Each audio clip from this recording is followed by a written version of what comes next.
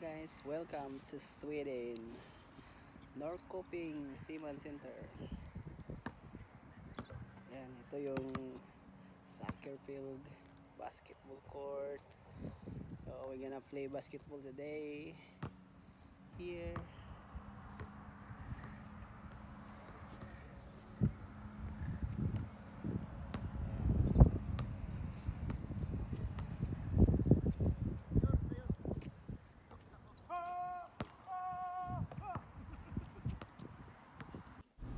Hello guys, ako mong itur karon sa Seaman's Club, Norrköping, Sweden.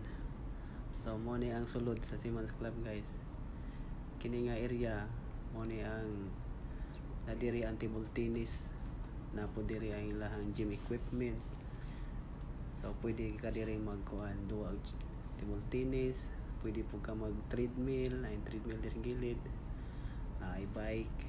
So, pwede ka mag-exercise din dapita. So, luag kayo ni. Nya, lindot kayo ang sulod guys. Nya, muadto na punta sa lain nga area. So, lindot kayo na yung mga decoration nila, yung mga barko nga kahoy nga hinimo, ay mga design, na dart, itong area, kini, na po yung mga, pwede ka mo dikit o kwarta diya nga kuan. So, bisag unsa nga currency.